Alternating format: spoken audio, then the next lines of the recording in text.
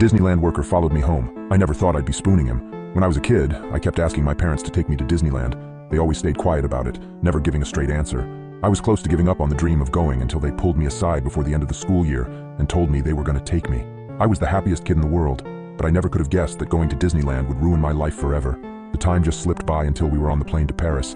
Life was a happy blur until the vivid memory of the magnificent entrance to the park. There's one memory that stands out in specific to me.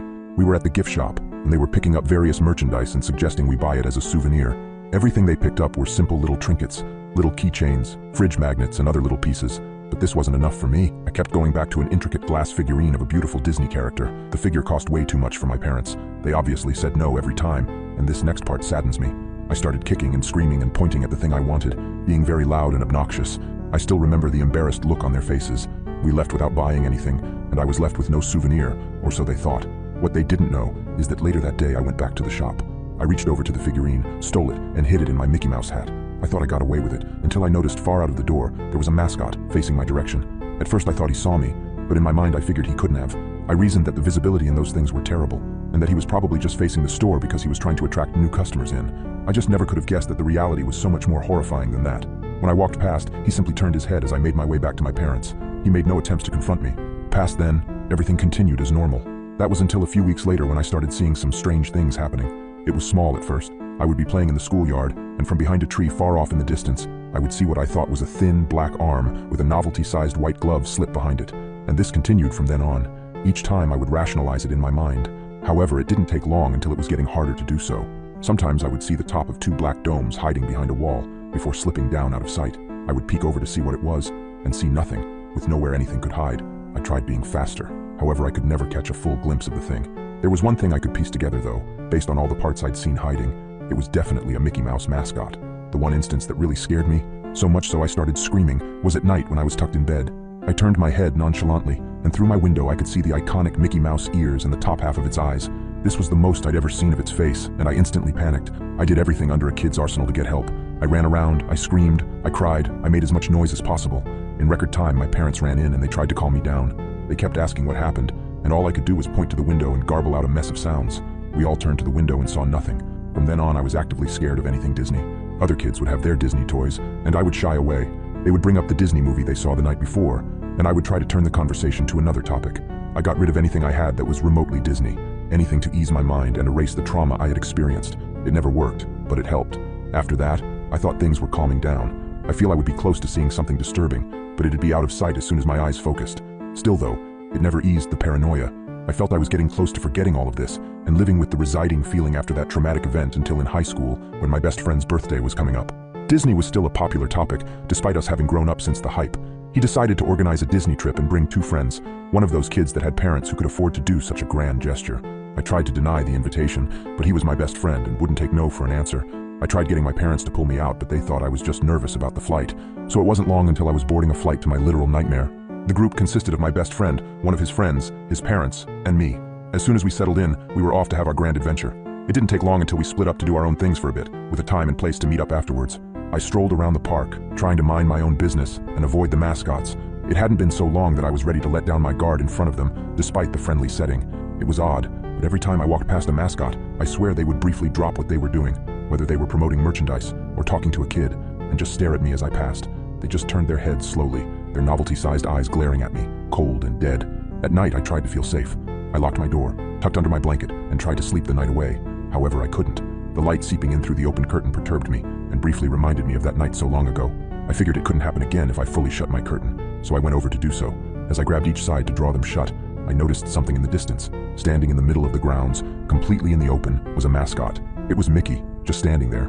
If it wasn't so far away, I could have sworn it was looking at my window. I stared at it a bit. It was just glaring, unmoving, disturbing. My heart started to race. I was scared to look away, but eventually I developed a resolve and pulled the curtain shut as hard as I could. I raced to my bed and wrapped myself up so tight that any childish fears couldn't penetrate, and I slept to the gentle sound of something soft brushing my window. In the morning, I woke up exhausted. My friends, on the other hand, were sprightly awake and ready for a day of action. Obviously, I tried bringing it up the night before, but you can never fully convey anything as simple as a mascot standing unmoving in a theme park without getting the simple answers. It was probably just an empty costume left out. It was probably a mascot on break. I was probably just dreaming it. Seems it's easy to believe the simple solution to humor the terrifying one. I stayed alert for the rest of the trip, pretending to enjoy the place around my friends and the parents, and keeping a low profile while alone. It felt like an eternity, but I made it home in one piece. I want to say things calmed down from here, but they didn't. It got worse. The mascot that haunted my childhood seemingly stopped bothering to hide. I would catch it just standing out in the open, taunting me with its presence. When my parents drove me to school, I would catch glimpses of Mickey facing the direction of the car between alleys. While out shopping, it'd be standing behind a moving crowd, slowly holding out its hand, before fading away behind the hustle.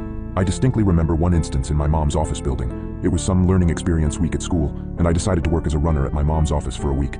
The elevators there had those narrow porthole windows to view each floor as you passed, while with others they functioned exactly as intended. However, in the brief instance I was alone, I saw snapshots of Mickey flash by each floor. I freaked out at this, terrified for my life, dreading the time in which the elevator would stop. The worst was at night. If I forgot to close my curtains, I would just see that horrifically sized head just staring at me through the window. I couldn't call someone, why bother? It'd just slip away as soon as they came. Trying to take a picture ended in the same result. A running motif over time was his hand. I would sometimes see him either raising it, palm side up, or it would already be held out, almost as if it wanted something. It didn't take me long to think of a solution. The figurine. I frantically rummaged through my old childhood items, toys, books and the like. Nothing Disney, of course. I got rid of everything as a child when I was terrified for my life. I no doubt had gotten rid of the figurine. I was mortified at this thought. My next idea was a simple one. While at the school library, I Googled the exchange rate of the euro for the year I went to Disney and scraped up my pocket money. I had the right amount, so I did something any other kid would think is crazy. I left it out on my doorstep. I know that anyone could take it, but if it was gone in the morning, I'd at least have some hope that it would appease this nightmare. I left the notes on the doorstep under a note apologizing for what I did. I placed a small rock on it to keep it from blowing away, and I went to bed. That night I did something that terrified me as a kid. I slept with the curtains open. I wanted to wait until it was late and see if that horrific icon would be staring at me. I woke up in the dark hours of the morning. I took a few deep breaths for courage, closed my eyes with a quick prayer, and spun around to check. Nothing. Was it over? Had I managed to end years of torment? I walked over to my window to see if there were any signs of the thing, gaining steady confidence with each step.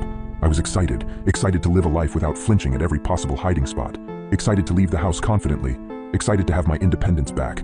This all ended when I stared into my garden. There it was, staring as it did on my second trip to Disneyland. I stared back, not only in horror, but sadness. Sadness that my newfound confidence and excitement was crushed so quickly. As I looked on, it raised its hand, and that's when I realized something. Maybe it's not holding its hand out for the item back or any kind of repayment. Maybe it's holding its hand out for me.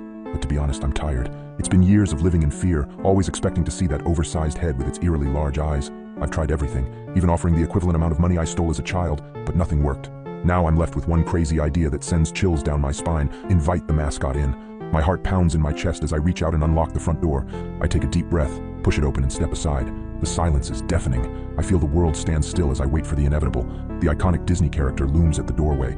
I can't see its eyes behind those cartoon-like ones, but I can feel its gaze on me.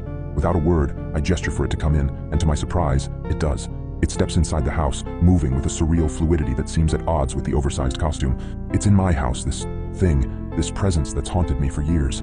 There's an odd sense of relief, even though I'm still scared out of my mind.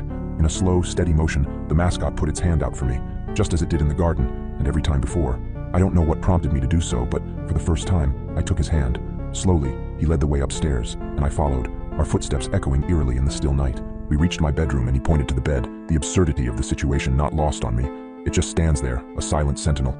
He let go of my hand, and he crawled into my bed, tucking himself under the covers. He gestured to me, the word join hanging in the air between us.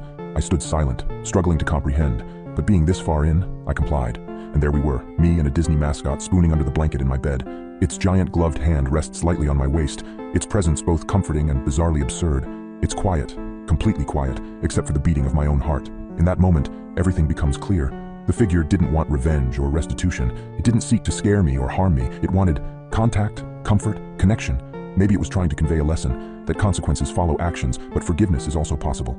I lay there, wrapped in the arms of my childhood fear, finally at peace. I drift off to sleep, a new chapter beginning. My tormentor turned protector, my haunted past becoming my surreal present. It's not the resolution I'd ever expected, but somehow it's what I've been waiting for. But when I woke up the next morning, the mascot was gone. My house was eerily silent. I checked downstairs and called for him outside, but nobody was there to be found. No creepy face peeking from around the bushes, no thick matted gloves gripping corners, nothing. And to be honest, part of me felt sad. I felt that I had lost a friend. A peculiar one at best, but still, a friend. It's been a month since that encounter in my bedroom with the mascot. Wherever that thing is, whatever they're doing, whoever they're stalking now, I hope it's with good intentions. I hope a lesson is learned. But since the start of this whole ordeal, one thing has been unignorable. A nagging feeling, a feeling of unease and concern. Is this the purpose of the mascots at Disneyland?